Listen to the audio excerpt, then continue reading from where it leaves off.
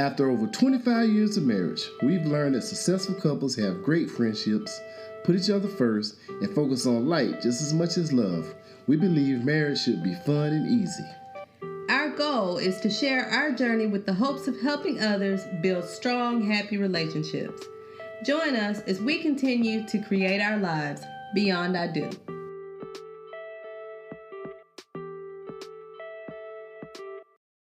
We are not marriage counselors, nor are we mental health professionals. We're just simply sharing y'all how we navigated through our marriage.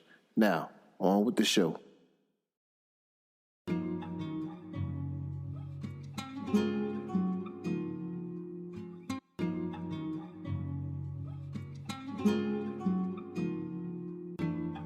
Welcome back to the Beyond I Do podcast. We have a special guest with us by the name of Mr. Raza Begg.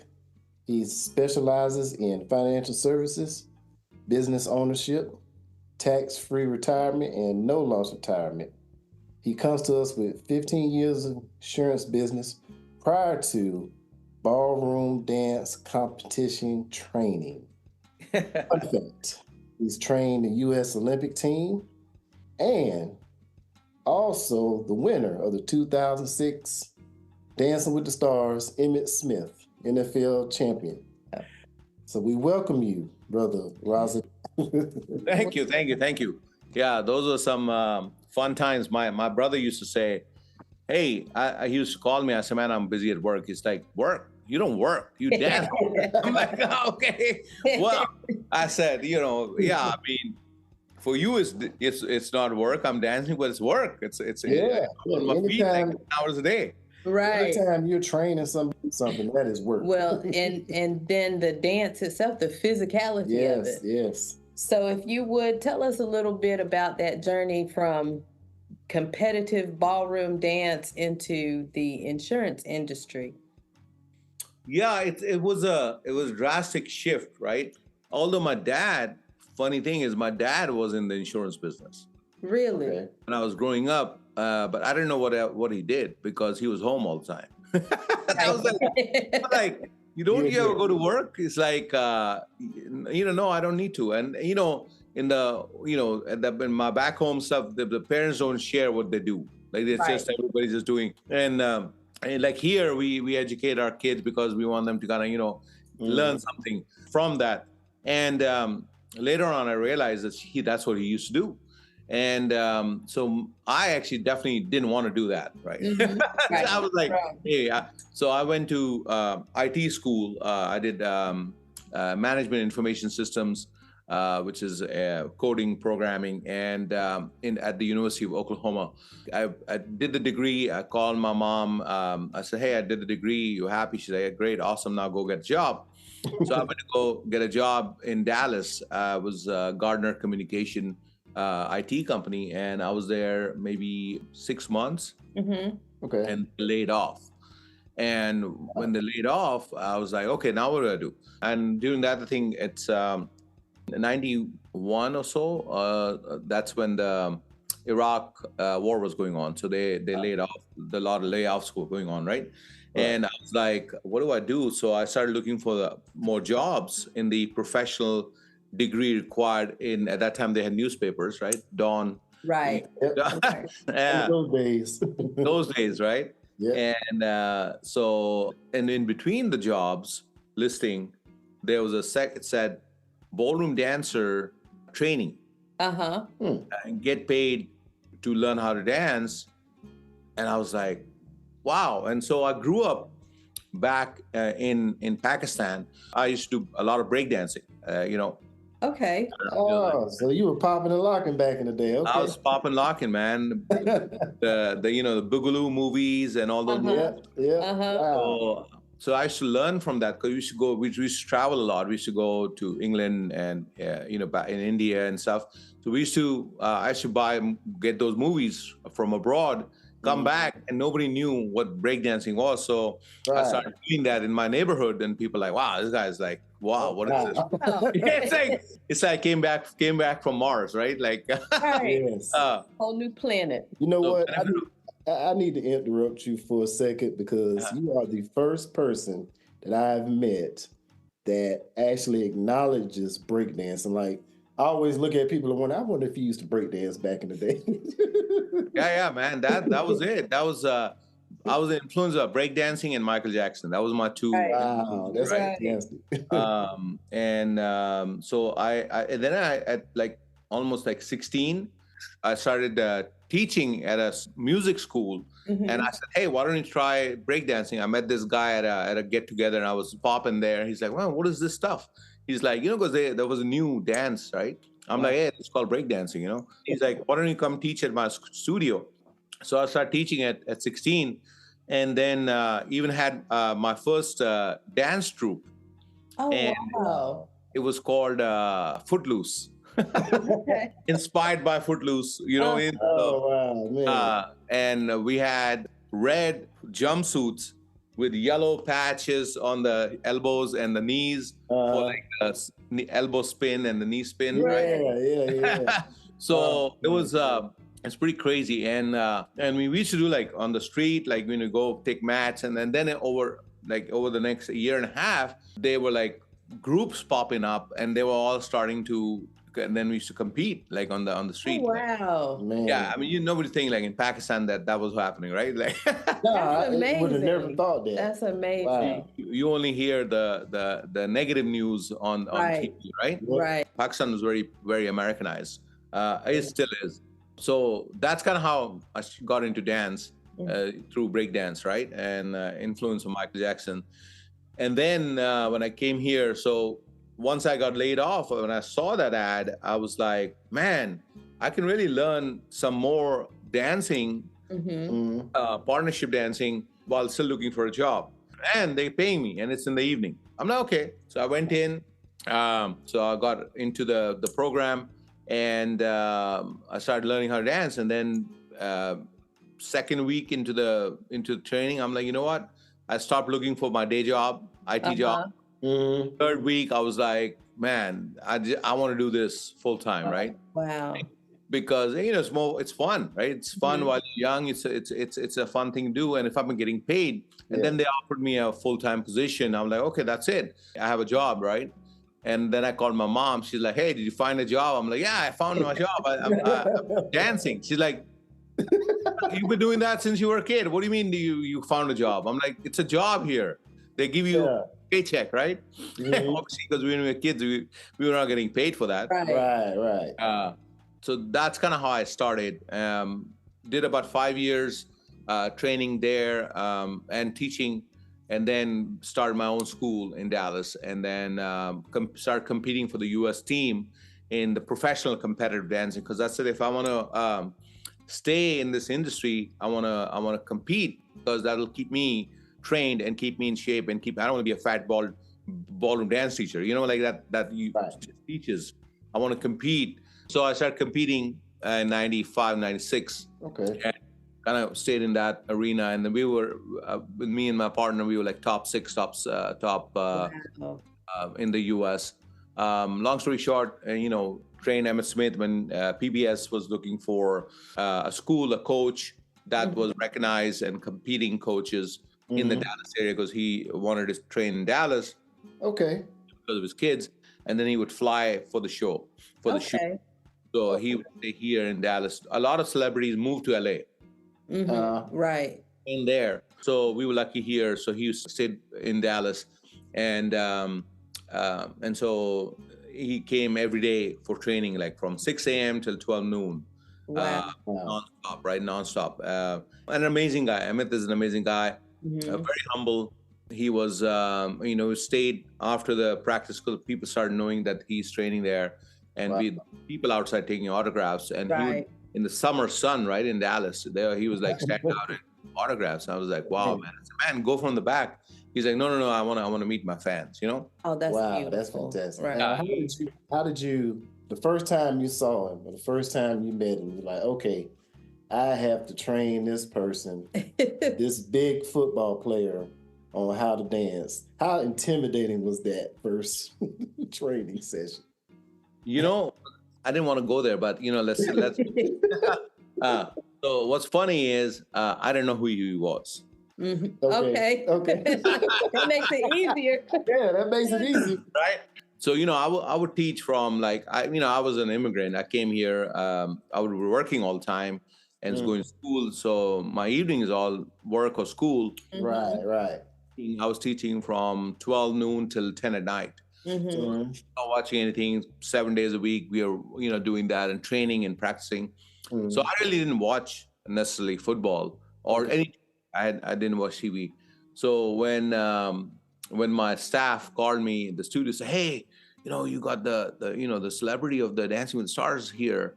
You got to come meet him." I'm like, okay, and who is it? Because they don't tell you that. Right. Okay. Emmitt Smith, and I'm like, okay, who's that? He's like Emmitt Smith, and these are all Dallas people, right? They're like all jacked up, right? My staff is all jacked up. They're like, he's the best player in the world. Like he's like the Hall of Famer. I'm like, okay, cool. All right. It's like you're telling me a Chinese actor, right? And I'm going, I don't know. I don't watch it. Right? Like, so it was like that. And I walked in and he was like, I mean, obviously he's buffed, right? He's the buff, but he's kind of good, my height. So I was like, say, hey, this is Emmitt Smith. Hey, awesome. So that way also I didn't have any judgment on him or any influence because of that. I just treated him like another student, right? Right. So, and obviously Cheryl Burke, who was his dancing partner, was his main coach. But they usually sometimes get a third party because when they're dancing, they don't know what's correct. So they would kind of use me whenever they needed me. Like, hey, okay, can you please watch this and fine tune it? And then I would step in and do that as a third eye, right? Right. So yeah, it was fun. It was a lot of fun. We worked on a lot of like Paso Doble, some really strong dances, but that was good. I mean, but the career was awesome. I was doing that, then suddenly out of nowhere, I had a heart attack and ended up having a quadruple bypass. Almost died on the surgery table. They could not revive me for about 10 minutes, and I mean, God was great. So I'm here. I'm still here, right? So you never know what can happen. And then, so when I came out, I was obviously, it took me a longer time to recover, almost months or a year. During that time, one of my students at the studio, his wife was taking lessons there. And he said, hey, Raz, why don't you look into it, insurance? I'm like, what do you mean? It's like, hey, you can make decent money. I'm like, can I make $50,000 a month? He's like, 50,000. I say, yeah. I say, I need to replace my income from what I was taking home at my studio. He's like, yeah, 50,000 easy. I'm like, what? Really? Okay. I'm like, I thought, that, a regular, obviously a day job will not make me that right off the bat. Right. Yeah. And I had to be a surgeon or somebody to be able to do that. And he said, no, it's easy in the insurance business. I'm like, okay, can you break it down? He's like, yeah, it's easy. You just have to, see about 10, 15 people in a week. And, let's say if you saw 15 people and 10 of them decided they need coverage. And if they only had a budget of $88 a month, $88, the way the insurance company pay out is they take $88, they multiply it by 12. So what is that? 1,000? Yeah. You're going to make us do math. You're going to make us do math today? I'll do it for you. So $88 times 12 is $1,000 for the year. Okay. So what the insurance company do is they advance you that money, 100% of it. Okay. Although the client only paid $88, but the insurance company advances you the whole 1,000. Okay. So that you can stay in business and do another 10 clients next week. Okay. Oh, okay. Wow. Okay. So guess what? 10 clients. That's 10 per client. Okay. Yes, okay. $10,000. So if you're 100% commission, you're making $10,000 for the week. Right. Okay. At a low ball, like some clients would do $200 a month, $300 a month, depending on their age and their health condition, right? Right. Some people were at $500 a month. Right. Okay. That policy was $6,000, right? So you're healing from your quadruple bypass. So it took me a year to really Okay. get out of that bed rest and stuff. So after a year, I basically, was then back up to where I can do something.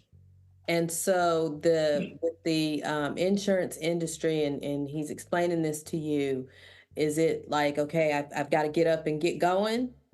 Yeah. So obviously you have to go see the clients, and the funny part was this company I joined. They had a lead system where they're like, hey, we have client leads come in, you got to buy the leads, and then you got to go see the clients. I'm like, okay, great. Where are the leads in the Dallas area? They're like, oh, we don't have leads in Dallas. I'm like, okay. Where do you have leads? They're like, oh, we have leads in Maryland and DC. And I'm like, okay. So I need to fly there? He said, yeah, you need to fly there. I'm like, okay. So I was ignorance on fire, and I needed to replace my money really fast because Right. my studio was still running without me, and it was now became a white elephant. It was like sucking money, right? Because Right. I was one of their main driving force. Right. And all of my clients stopped coming in because I was not going there. I was not teaching anymore, right? Right. So I said, okay, I'll go. So I would basically make appointments from Monday to Thursday, and then Thursday night I would buy a ticket for Maryland and then fly out in the morning, and go to unknown, complete strangers' doors. Oh, wow. On with and help them get coverage. At that time, we were doing a lot of mortgage protection coverage, which is mortgage insurance. And usually the homes in in Maryland, DC, all average of about $600,000. So they did $600,000 of coverage to protect themselves in case they, died, and their family is not on the street, right? Right. So I did that every week, Friday to Sunday, sometime Monday, and while I was doing that, I was also started building my agency because I'm more of an entrepreneur. I have a business. So you can, in the insurance world, you can be a solopreneur where you just are an insurance guy. You're selling. Right. So like it's people like, let's say in the State Farm, Farmers, New York Life, Mass Mutual. These guys are just one-on-one, mono sales. Right. They do that till they're retire and they're done, and they're done, right? So just like any other job. Whereas if you build an agency, now you have a sales force. So now you're building agencies and you're hiring other people, and then you're training them to make money and have a lifestyle, just like I started and my coach and mentor trained me. So you can help other people and replace their income and eventually do this full time. And then you can override. So one of the big lessons I learned from my dance career when I had a heart attack is that when I stopped, my whole income stopped. Right. Okay. So I was a self-employed, like a surgeon, chiropractor, doctor, hair salon. I was trading time for money. I was trading my skill for money. My skill stopped, my training stopped, my income stopped. Right.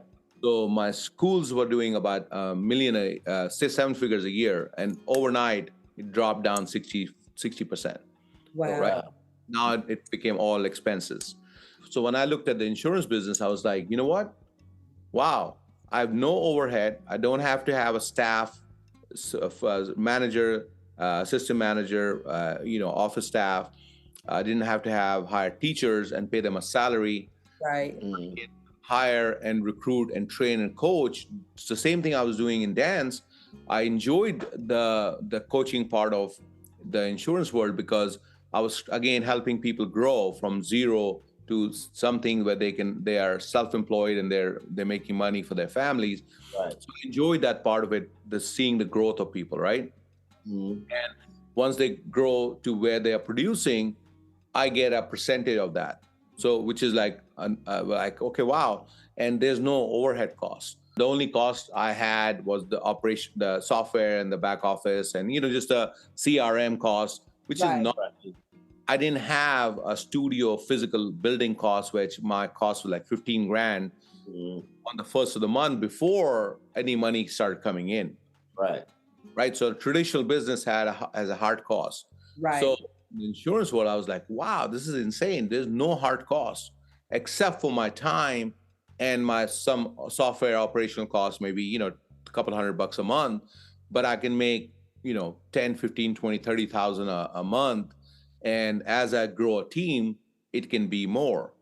Right. Right. And all of that is passive income, right? It's just like there's nothing different between that and real estate, where you have the realtor, broker, and the broker is, and then they hire Remax as a broker, and then Remax hires real estate agents, and the sale on a property is 6%, 3% goes to Remax, 3% goes to the agent. Right. The insurance world works the same thing. You have a broker, master broker, regional director, manager, right? Same concept.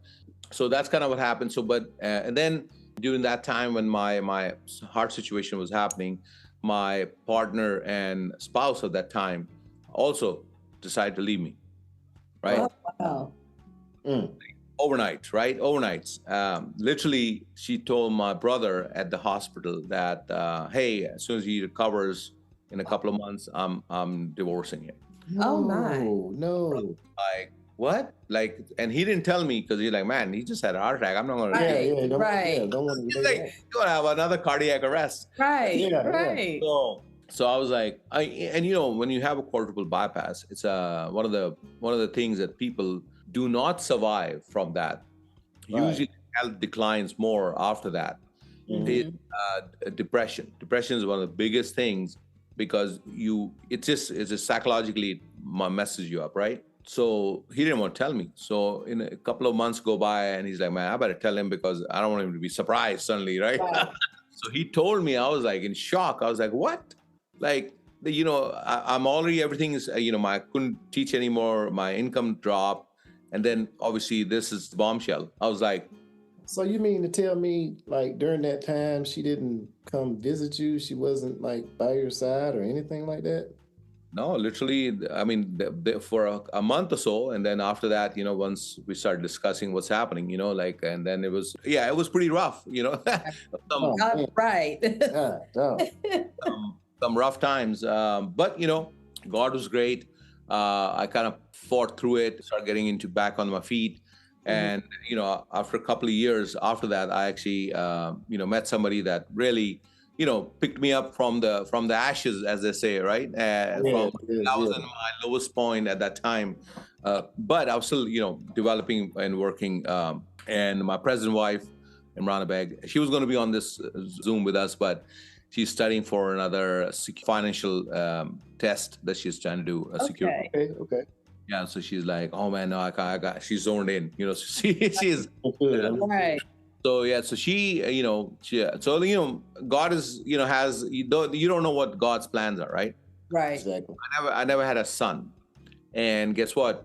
After surviving that, I now have a son. I got married, and I got he's 7 now, going to be 7 next month. But I never had foreseen that I'm gonna, get remarried, and on top of that, I had a son. I have a daughter from my previous marriage, but literally my life restarted.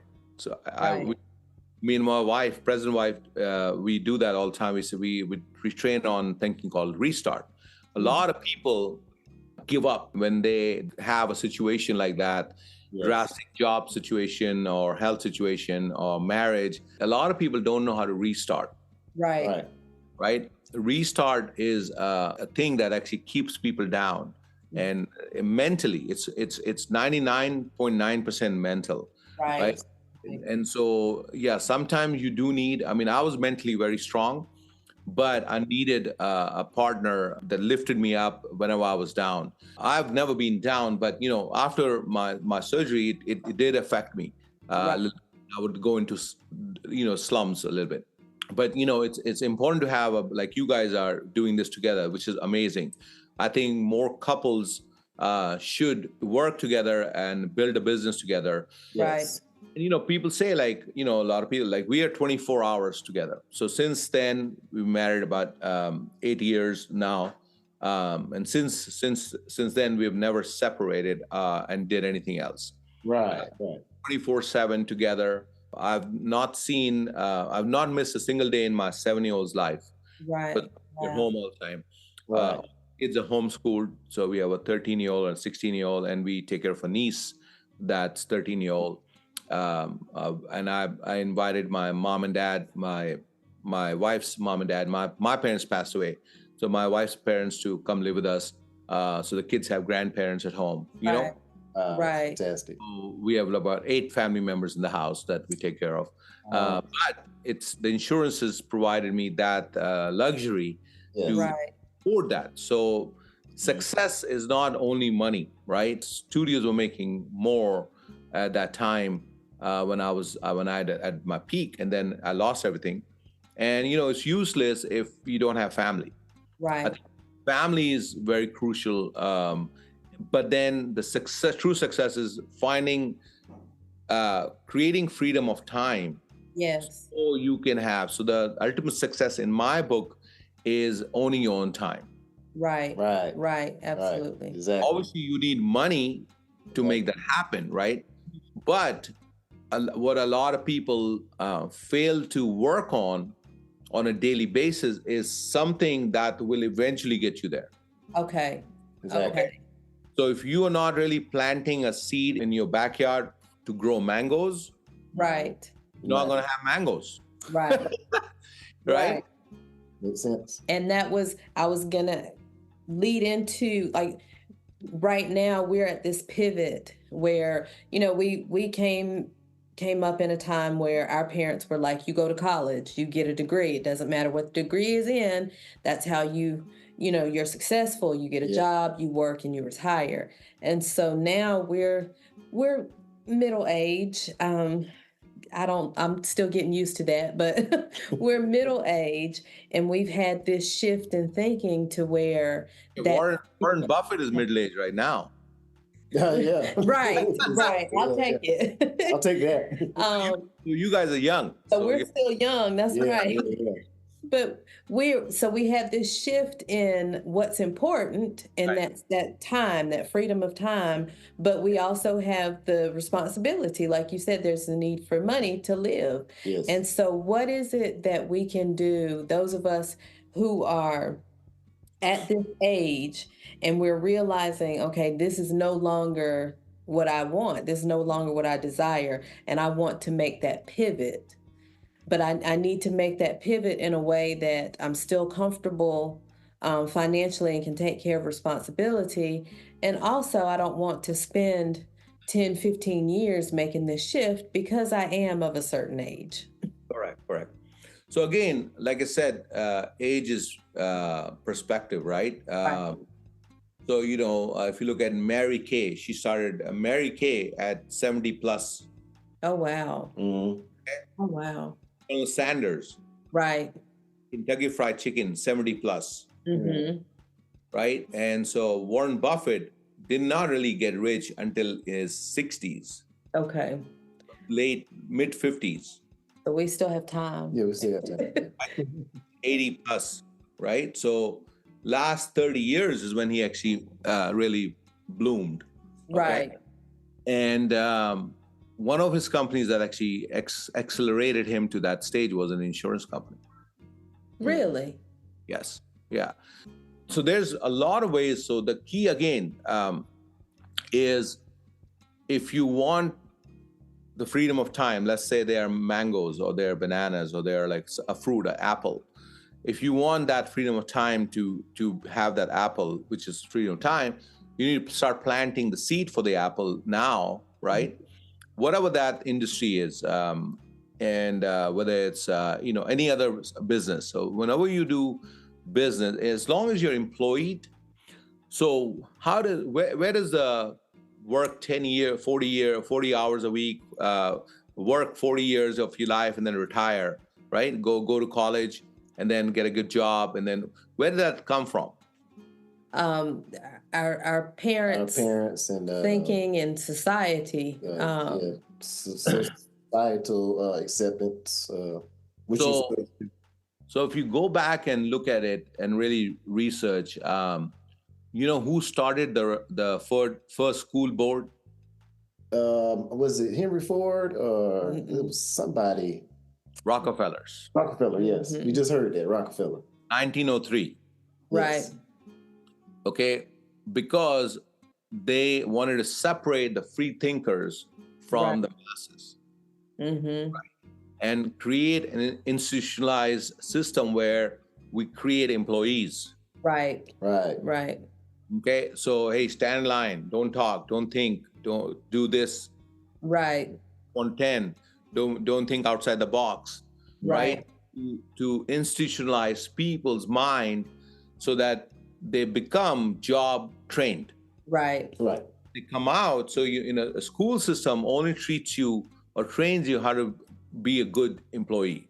Right. Exactly. Absolutely. So think about it. If the system wanted everybody to be financially comfortable, why don't they teach about credit? Why don't they teach about balancing a checkbook? Why don't they teach about interest, not get in debt with a credit card? Instead of getting in debt with a credit card, invest the money and grow your money, right? Why is there investment classes from kindergarten all the way to the 10th grade? Right. Exactly. Because they don't want you to know that information. Right. Kids come out of college and they go into college and the banks the Rockefellers start sending you credit cards. Yep. Hey, apply for this card, apply for this card, So by the time you come out of college, you are totally in debt. Right. Then you default on the cards if you don't get a job. Now you have bad credit. Right now you have to go get payday loans at 30% interest. Right. Rockefellers are making money. You go and you have to get a loan at 17-18%, whereas the Rockefellers are using insurance as your own whole bank. What do? They basically use the insurance instruments for their families to build wealth, whereas that financial information was kept away from the masses. Masses, yes. Right? The masses in the last, I would say, 10 to 20 years have started becoming aware of how to use insurance. I think more, I would say, from TikTok. I would say in the last 2 to 5 years, even the young people like, whoa, what is infinite banking? Oh, what's your own bank? Or what's tax-free income? Like, what is all this stuff? So literally after the evolution of the social media, before social media, the information was where? In the books. It wasn't shared with, right. Yes. And it wasn't shared with us. This is a great volume, a book that everybody should read. I don't know if you know of Think and Grow Rich? Yes. So the Think and Grow Rich is a book by Napoleon Hill, and basically what he did was in the 1920, he went and interviewed. At that time, he was looking for the secret of success, kind of what we are all looking for, right? And to make financial income. And he said, let me interview some billionaires and see what is their secret. Right.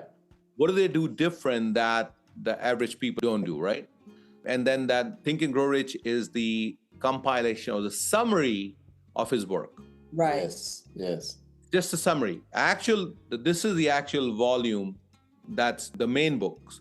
Okay. It's called Law of Success by Napoleon Hill, right? It's 2 volumes. Mine is like falling apart because I read a lot. So each chapter is about the concepts that he learned from the rich and the wealthy.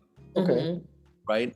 Think and Grow Rich is a summary of that. So most people only have read that book. Right. Most people don't know this. Now, so think about it. In 1920s, we know that segregation lasted till when? Wow, till the 60s. 60. Really? Yeah. And what were the segregated people not allowed to do? Read. Right. Yeah. Read books. Right. Yeah. Absolutely. Okay. So I came to this country, later, obviously, and learned about the subjugation and the segregation stuff, and that was kind of new. I was like in shock. But 50 years before that, they were reading this. Right. So the people are 50 years ahead. Yes. A certain group of people, right? They're 50 years ahead of the masses, the Rockefellers, the rich and the wealthy. So the information is the most valuable wealth. Right. Yes. And once you get educated, you learn that, hey, working for somebody is still the modern day slavery. Right. Absolutely. It is. Because you are confined, you're told what to do, not to do, when you can take a break, when you can go on vacation, when you can be with your family, right? And then if you don't, the slap on the face, you're going to get paid. Right. Yeah. Okay. So when I came to this country as a student, I recognized that right off the bat. I was like, man, I didn't have a business, because I was unemployable because I can't listen to anybody. I'm terrible, right? My wife has a problem with me. Like, I can't listen to her, but she's like, so I have a authority problem, right? So I was always thinking of, how do I do a business? How do I start a business? And then I found the business in my passion, which was my dance. Right. Right. Now I'm a good student. I'm not a good employee. So I can listen to a mentor and a coach and obey and be obedient to him, but I cannot work for somebody. There's a big difference. Mm-hmm. Right. Absolutely. Mhm. So what I would do is, for anybody who's out there like, hey, I want to escape the 9 to 5. So what you have to do is find a mentor and coach that is doing that. Okay. You know what I mean? Don't follow somebody that's talking about it, but actually is in the grind and they're doing it. So Right. when I trained with my dance coaches, I looked for, hey, who's an ex-champion? Who's a 10-year competitive champion? Who's a 2-year champion? Who's a 5-year champion? Because I know that they went through the grind, they went through the mud, they went through the dust, and if they won something, now they are able to train me at least something. Right. Right. So I don't want to make the same mistake. So same thing if you guys are in a job, did 9 to 5. I haven't had a job in 20 years, right? So when somebody talks about a job, and I was like, man, how do you do it? Like, how do you do it? Like, I don't understand. Like, somebody has to cut my left arm to, get me to go work. I mean, literally, if somebody offers me $1 million salary per year, I can't work for anything. I can't, because I'm going to be unhappy. Right. And then they're taking me away from my family. My 6-year-old, literally, when my 6-year-old right now is so brainwashed to be a businessman that, hang on, Alian, I'm gonna call him. Let's watch. When we have to go to do a meeting, I'll go for a lunch to meet one of my team members.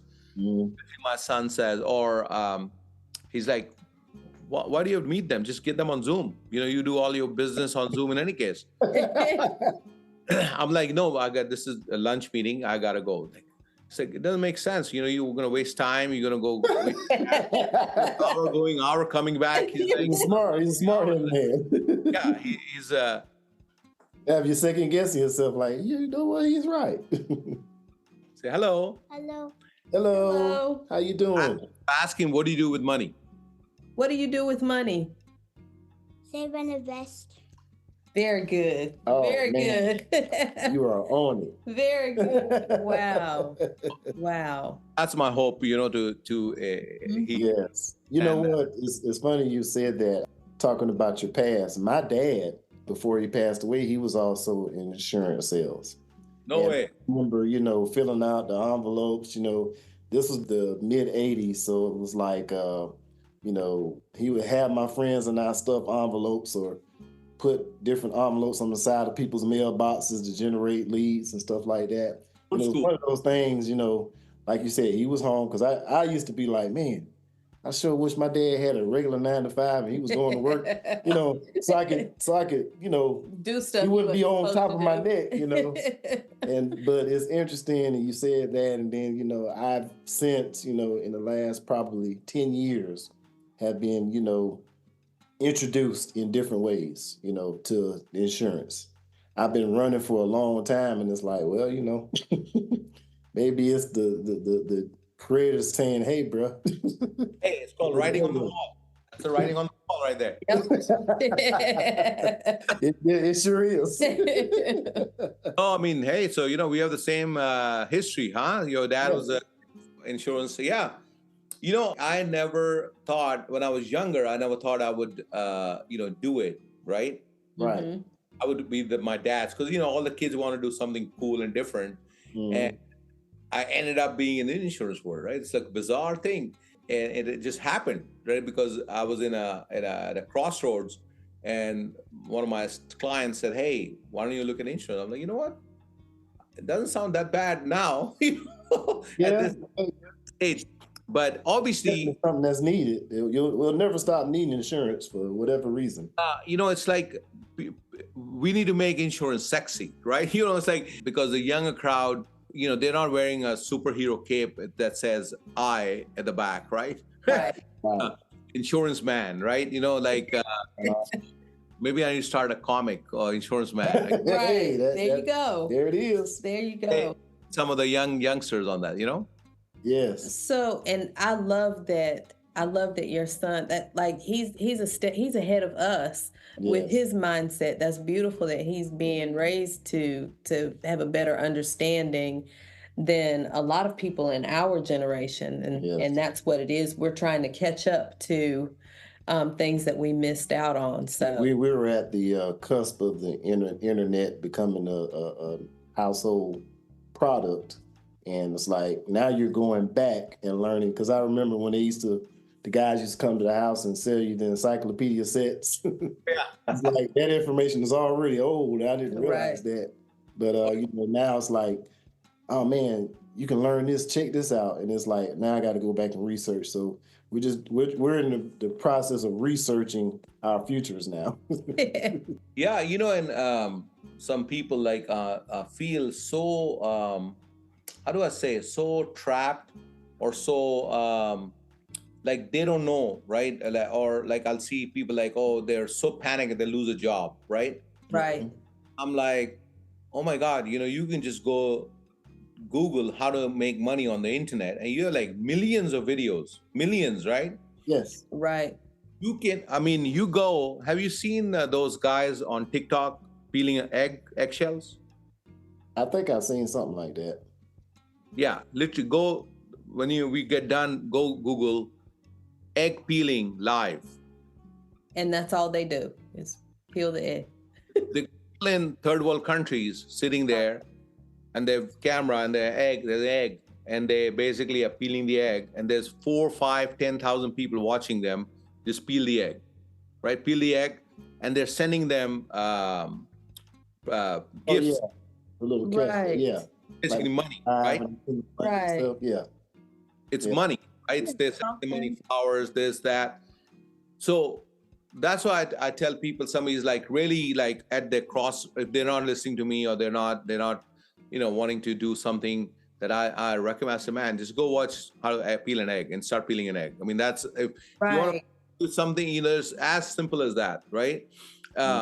So there's so many ways in today's time, so many ways to create income. Right. Right. So many ways.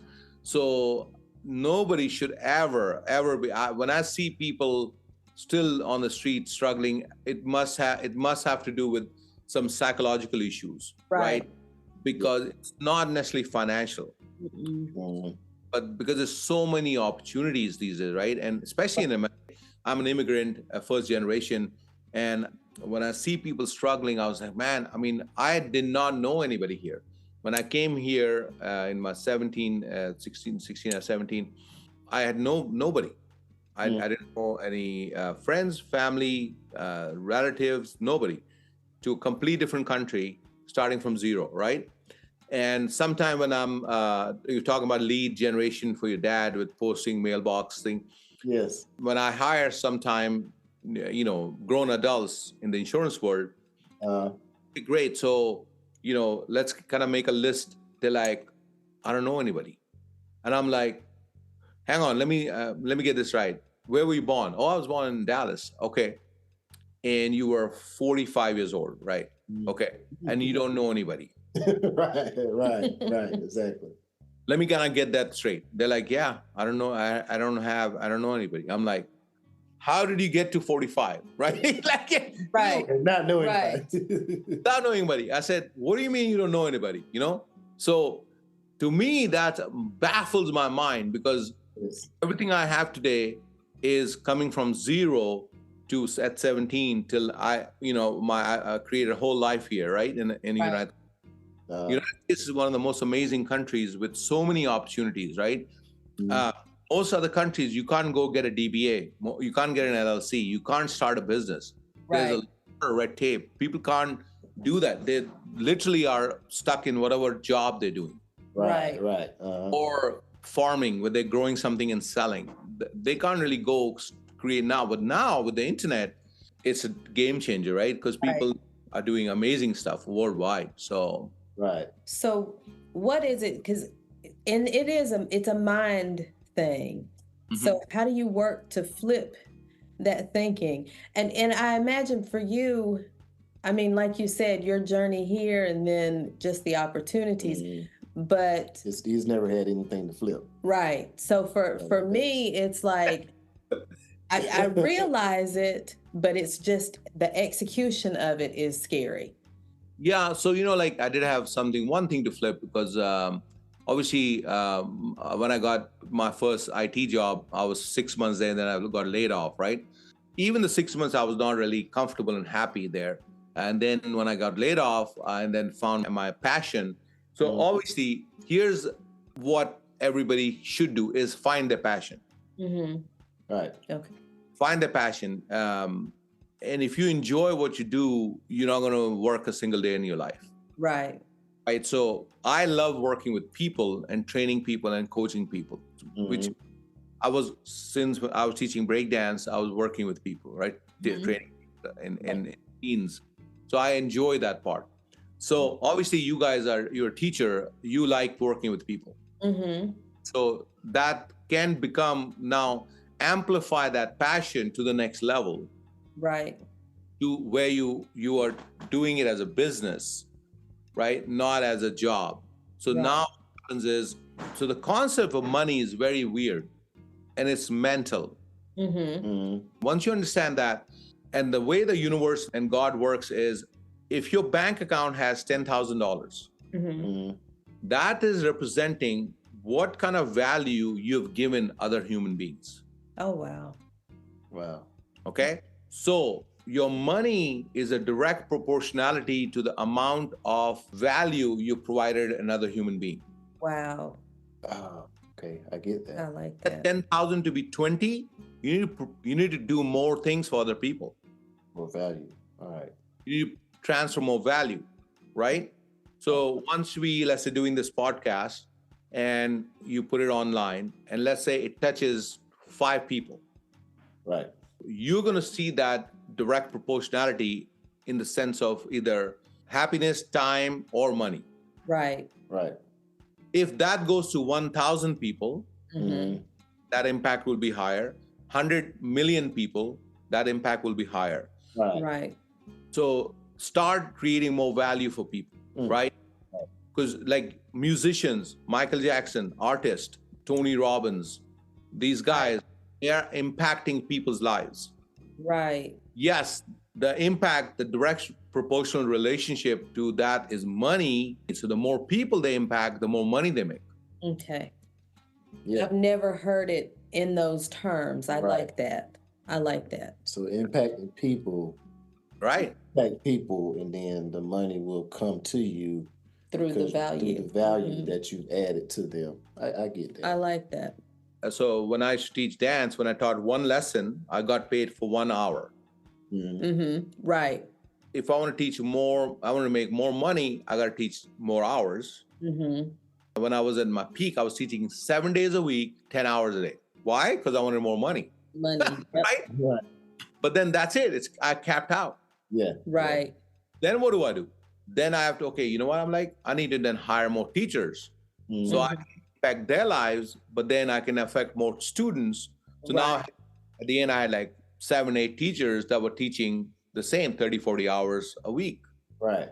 Now I was impacting more people, so I was making more money. Right. Okay. See that? So I'm doing the same thing in my insurance business now. Is me and my wife, we train new people or new licensed agent, and then we coach them and train them to impact their lives, right? We have a lot of single moms. I have a really good friend of mine, Carmen, who came in. She's a single mom. First 6 months, she made $100,000. Oh, wow. And in our company, they give out a six-figure ring, which is like a Super Bowl ring, right? Yeah, So, I was wondering what that was. so this is like a ring that the company gave out. I was the first six-figure ring earner in the United States for them. Oh, Because wow. Okay. Canadian IMO that's expanding into the US. Now we just opened up Puerto Rico. I know that law, right, of reciprocity. Basically, it's a law of reciprocity is what you provide others, you get back. Like, or karma, you can say, hey, you do something nice, you get back tenfold, right? Right. Exactly. It does work like that, right? So if I can help Carmen achieve her goal, I can help another Byron and Margaret help reach their goal. So there's a reciprocity of that. You automatically, I'm going to see the result of either wow, that felt good, or not always money necessarily, right? It's always like, okay, you're doing something of passion that you enjoy doing, and you're affecting people in a positive way, right? Right. So that eventually equates to money. Right. Got it. So it's not necessarily it can be a fast shift, but to make the change, you shift slowly, so to speak. Depending on where you're at in life. You can decide to just drop what you're doing and pick up something totally different, but you can, while you're doing what you're doing, start working on helping others and start working on building the base. Eventually you replace your income and then your full-time freedom. Exactly. Now, I've always done things drastically. So that's me. That's me. You see, that's not him. That's me. So when I did the switch to insurance, my friend said, hey, you do insurance. Now, I could have kept teaching dance, right? And then say, okay, I'm going to start studying for the course, and then I'm going to give the course. And then I can't leave this because this is what paying my bills right now. But I need to go. So no, I didn't do that. Okay. What's the fastest way I can get a license? Right. Like, man, the fastest way is, you go to a physical class, go to one of these and just do the one or 2 days class. And I said, when can I give the test? He said, next day. I'm like, okay, that's what I'm doing. Okay. Live class, studied Saturday all day, Sunday all day. Monday I had the test. I passed out. That week, I started writing business. It takes a week for the insurance board to send you a license, but I started working. I started, okay, train me. I need to do it now because I believe in taking the bandage off fast. Right. Okay. That would be me. That would be, now, obviously, you will do that when you're back against the wall. Right. My back was against the wall, right? Long story short, fast forward to COVID-19. I found myself in a similar position. We had all the kids, family, mom and dad, 8 family members in the house. COVID happened. So we were chill for a year and a half, almost 2 years, right? And I'm like, hey, it's cool. Because obviously the market got affected, right? People didn't want to see each other. Seniors especially don't want to see anybody. So the leads start drying up. People don't want to meet anybody. So literally the insurance business, my business, shut down almost. Okay. And we were living almost 2 years on just savings, just like things that we were just kind of, and we were living large, living comfortable, because you can't show like you don't have anything coming in, right? You go to a certain level, it's kind of harder to maintain that level. So we were literally 2 months of savings left. And my wife is like, babe, what are you going to do? I'm like, I don't know. And then somebody introduced me to Experior Financial Group, right? The company I'm with now. And I looked at that and I was like, you know what? This is different. I like this. I own everything. I own my book of business, my agency teams override. I have equity share in the company. This is a real business. So in this world also, there's other companies where you are still a 1099 employee. Right. you're still enslaved in their system, but you don't Right. have contractual documentation that shows that you own your business. So I saw that. I was like, you know what? I'm going to switch gears, because one of the biggest things that impacted me till then, I was used to buying leads and selling insurance. Mhm. Right. When I spoke to the CEO of this company, I'm like, hey, so what kind of leads do you get in Canada? And he's like, what is a lead? And I was like, oh man, I mean clients. How do you get clients? He's like, Raza, tell me, when you had a dance studio, how did you get clients? What kind of leads did you buy? Mm-hmm. And I was like, damn, you're right. Yeah. There was no lead system that says, I want to learn our dance. They're filling out a document, sending it in somewhere, right? Right. Right. You market, brand, referral, put the word out, go to local businesses, let them know, hey, you have a dance studio, you're doing something. Right. Right. So you said, that's how we built our company to up to $60 million in Canada. In Canada, there's no such thing as leads. Okay. Makes sense. Tool marketing. Right. It's all marketing. Right. Yes. First, your village needs to know what you do, so that they need your assistance, they can come to you. Right. Right. Financial services is a situational business. Right. When people's situation changes, that's when they need you. Yes. He dies in the family, they're like, oh man, we got to do a GoFundMe account. Man, I don't have coverage. Shoot, my family doesn't have coverage. Okay, we need to get coverage. Now, hey, who do we know? Hey, we know Raza, or we know, Byron and Margaret. They're doing that. Let's call them. Mm-hmm. They lose a job and they need income, and they're like, what kind of career can I do? Hey, they're doing insurance. Maybe I can do that. Right? Right. Money in the market. Hey, I have a 401k. I'm losing money. I have a Roth. I'm losing money. I need to put my money in a safe place. I just lost my job. That's when they need us. So we are in a situational business. So what does your village need to know is what you do. Right. Mm-hmm. Right. Their situation changes. That's when they're going to use you. Right. Right. That's right. Correct. And you just make it known. There was an interview that you had done with someone else, and what stuck out to me, you said when this opportunity came up, but you said whatever the opportunity is, I have to have ownership. Correct. That stayed with me after that, and the Yes. importance of that ownership and that legacy to pass down. Mm. Me being in business 15 years, I got burnt around the first company I was in. I built a pretty massive 500-man agency with multiple millions a year production. And once I got to the top, 4 years into it, I realized I'm kind of burnt out. I want to just sell my business and walk away. Right. And they said, you don't own anything to sell. And I was like, hey, I thought I was 1099. I was self-employed. My state is with the state. This volume that I'm producing, they're like, no, that's all belongs to us. Wow. And I quit the industry for a couple of years because this is a scam. Why would I build something for somebody else? Right. Unfortunately, I was renting my business. I was renting a chair at a barber salon, but I didn't own the barber salon. I owned just a chair. Right. 99.9% of the insurance agents in the United States are renting their business. Yes. Our teams that, like the size of my team, 500-man, 1,000-man teams, they're literally renting their business like a salon chair, a barber, so the rent. Right. And if they terminate their position or they want to sell their business, they don't own anything. Especially if they die and their license dies, their business goes to the company. Oh, wow.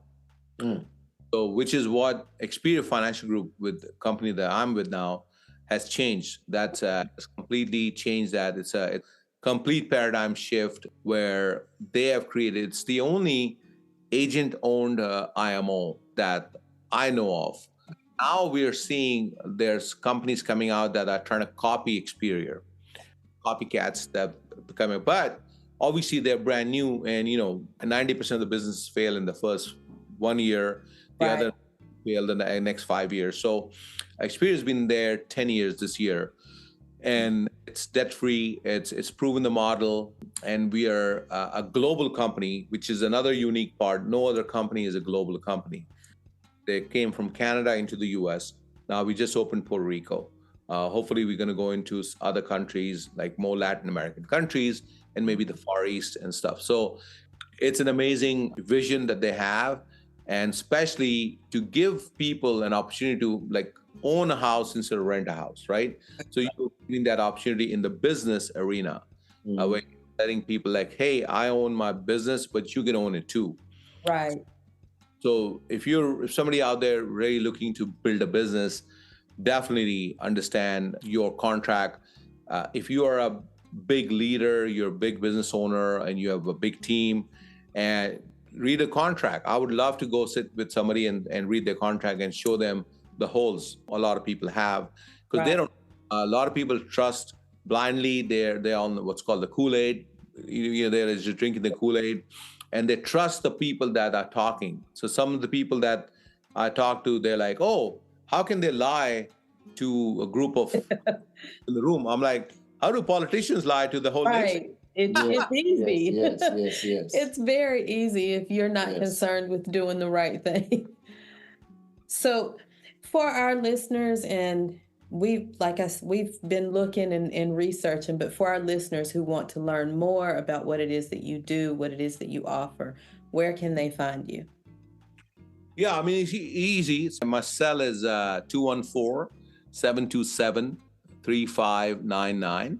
And also my domain, you can YouTube me, or you can search me on Google, Raza Begg. On all social media platforms, my handle is Raza Begg, at Raza Begg, right? Or my domain is razabegg.com. But yeah, definitely anybody is looking to start a new career in the insurance business, you need to contact Margaret and Aaron. You're about to get started too. I think it's time. I think it's time. We talked after meeting with you the first time. Yeah. And I think it's time. So no shortcut. You just have to start, right? Right. Absolutely. Start, then you learn. So a lot of times people get analysis paralysis, right? Wow, how? And you're trying to it's like you're trying to visualize your drive to New York before starting to drive to New York. Right. You know what I mean? So you got to just put the key in, crank the engine, and start driving. Yeah. Well, it has been wonderful speaking with you again. She just don't understand. I like to eat along the way too. No, we. Yeah, I like that too. That's on road trip. That's when the only time I eat fast food. I love junk food on the road. Right. Yeah. She doesn't understand. Like I'll make a plan to stop. Okay, if I'm going an hour away, I'm gonna stop somewhere and enjoy something, even if it's a bag of chips. I'm ready to get there. So I like to kind of pause and kind of enjoy the moment. Yeah. No, I'm ready to get there though. Like, hey, car. Yeah. I'm a motorcycle rider, so it's like when we do bike rides and we'll ride across the in the country and stuff, and it's like ain't so long that butt can handle that saddle. You have to kind of get up and stretch. So that's what we tend to do. We plan stops. Bike you have? I have a Suzuki Boulevard M109 RS big power cruiser. Wow. So you both ride that together? Yeah, she rides with me periodically. Yeah. Wow. So you gotta go across, what's the longest you've driven?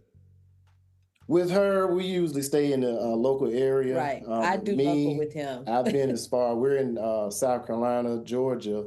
So I've been as far as Virginia. Well, North Carolina, Tennessee, Virginia area. Oh, wow. That's about what, 100 miles? More than that. It's probably 246 is the last one I did. Wow. There and back. But the mountains, I love the mountains. I love the, just fresh air. I call it God's country. Just, when you're on a motorcycle, you just see stuff that you generally don't see in a car. I mean, it's refreshing. Yeah, there's a Pakistani motorbike guy. that travels the world on a bike alone. Oh, wow. Wow. He has a YouTube channel. If I find it, I'll send it to you guys. Okay. He goes, he's traveled the world literally, and he documents it. Oh, And wow. he goes to, and then all on his bike. That's amazing. I commend him. I have hard to ride, but I don't think mine is that. I was like, wow, that's some commitment, you know? Yeah. And he's married. I was like, how do you stay married like that? Right. Maybe that's what keeps them married, though. That Maybe, I don't know. making the heart grow fonder. Maybe, I guess. My wife doesn't believe in that. So my wife believes in us, like. Right. Yeah. So, And we're trying to get to that point. I've teased him because he works shift work, and so he'll be on days and then he's off, and then when he's on nights, he'll be on nights 4 nights at a time. And I told him, I said, maybe we've been together and we're so happy because we've had those breaks in between. I said, maybe when we get to a point where we are self-employed and we are with each other 24/7, I said, you might have to schedule some breaks in. all right. You need to go out riding right now. I'm tired of you. Well, it has been phenomenal speaking with you. We appreciate you sharing with us and sharing with our listeners, and we're going to make sure and have all of your information so that they can find you, so that we can find you. Yes. And we truly appreciate it. Yeah, if I'll email you my information, you can maybe add it at the bottom of in the description in the chat, or description of the YouTube channel. Yes. Okay. Awesome. Awesome. And you'll be hearing from us. You will be. All right. If anything, for some motivation. Looking forward to it. All right. Take care. Have a great day. Bye-bye. Bye-bye.